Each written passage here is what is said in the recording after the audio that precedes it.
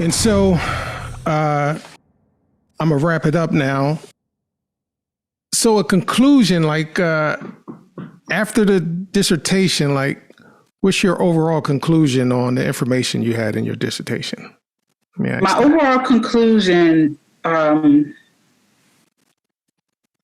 was that, and every research study has limitations, so I didn't identify them in this broadcast.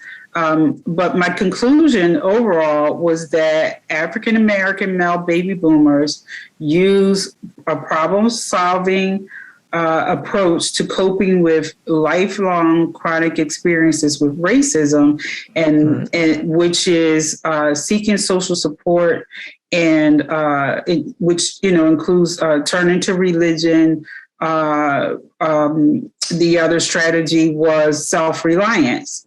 And it worked. It has worked for that population, for the male baby boomer, African American male baby boomer cohort, in keeping them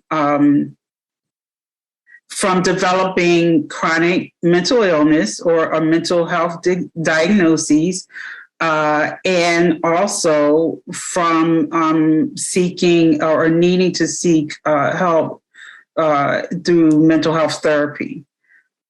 So I would say I would throw out there too that it's been effective if their chronic experiences with racism over their lifetime has not developed into a mental disorder, then their coping mechanisms must be effective. That's the conclusion that I would draw. And so that also another conclusion that can come from that is that African American male baby boomers may be a population that we need to reach out to, and like we talk about, each one teach one.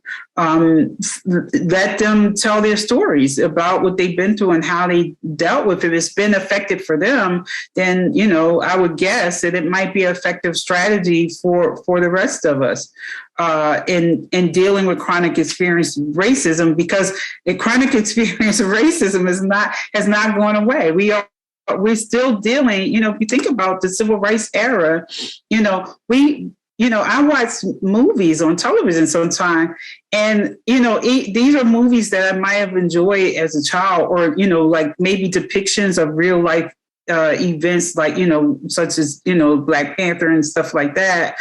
And sometimes I just shake my head. I can't believe that we're still going through the same things. I'm a big fan of Good Times. I watch Good Times. Same stuff. That was the 70s. That was the 70s. Why are we still dealing with the same stuff? Same exact issues. Gang violence, gun violence, STDs. It's got different forms of it now. But we're still dealing with the problem of racism in America. Why is that? We're talking about, and I know people who are older than me, they experienced it. I know I've experienced it. It's been going on in my lifetime, and now my children and my grandchildren are experiencing it. Like, when is it going to stop? When is it going to stop? When are we going to see the light at the end of the tunnel? I think it's ridiculous that we're dealing not. And people say, oh, it's a different form. Not really. Not really. We had unfair policing in the 60s. We had unfair policing in the 70s. We have unfair policing now. It's the same issue. It's the same issue.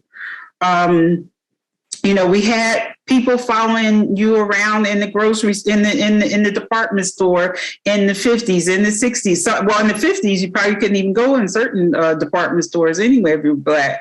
But people following you around in the store, that's still happening.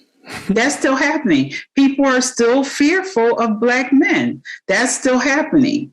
That the perception of the Black man is that he is dangerous and needs to be controlled, like an animal. And that's unacceptable to me, that we're still dealing with the same antiquated perception of the Black man. And until we get people, until we stand up and say, no, that's not who our Black men are, and we're not going to allow you to treat them like that anymore, we're going to continue to have issues in this area, and therefore going to continue to see Black men having chronic stress from chronic race-related stress.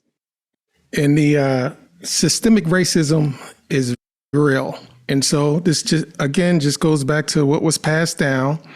And when you have hidden agendas that you're putting out in order to accomplish certain things, to me, that's why it's still here. So it is the same thing, but it's just like a modern day lynching, they say, Right.